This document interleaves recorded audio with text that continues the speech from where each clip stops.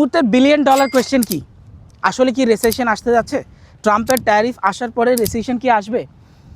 সম্ভাবনা কিন্তু অনেক বেশি রিসেশন আসার, যদি ট্যারিফ ইম্পোজ হয়ে যায়।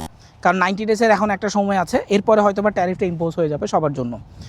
তো আমাদের এক্ষেত্রে করার কি, যারা বিনিয়োগকারী, যেসব বিনিয়োগকারী দুবাইয়ের রিয়েল এস্টেটে ইনভেস্ট করেছেন বি ক্যাটাগরি ডেভেলপারে, তাদের জন্য দুঃসংবাদ। তাদের প্রপার্টিতে অ্যাপ্রিসিয়েশন আসবে না, তাদের প্রপার্টি রিসেল হবে না, তাদের প্রপার্টি রেন্ট দেওয়াটা খুব ডিফিকাল্ট হয়ে যাবে। কিন্তু যারা এ ক্যাটাগরি ডেভেলপারগুলোতে ইনভেস্ট করেছেন, তারা অবশ্যই নির্দ্বিধায় অ্যাপ্রিসিয়েশন কথা ভাবতে পারেন। আপনাদের প্রপার্টির একটা অ্যাপ্রিসিয়েশন আসবে, তখনও একটা ডিমান্ড থাকবে। একেবারে যদি মার্কেট থেকে কম প্রাইসেও বিক্রি করতে হয়, তাও একটা সার্টেন স্ট্যান্ডার্ড আপনি মেনটেন করতে পারবেন আপনার প্রপার্টি অ্যাপ্রিসিয়েশনে। তো এই ধরনের অ্যাপ্রিসিয়েশনগুলো কোন কোন প্রপার্টিতে আসে? সবচেয়ে বেস্ট ডেভেলপার কে? দুবাই। যারা 50% কনস্ট্রাক্ট করেছে দুবাই, 60% মার্কেট ক্যাপ যাদের, কে?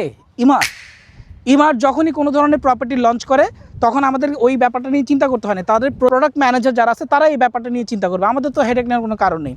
আমরা যেটা করতে পারি, নতুন যে প্রজেক্ট আসতে যাচ্ছে সেখানে ইনভেস্টমেন্টের চিন্তা করতে পারি। 5 মিলিয়নের সেমি ডিটাচ ভিলা আসতে যাচ্ছে, যদি ইন্টারেস্টেড হয়ে থাকেন, অবশ্যই আপনি যদি প্রবাসী হয়ে থাকেন, তাহলে আমাকে এখনই কন্ট্যাক্ট করুন।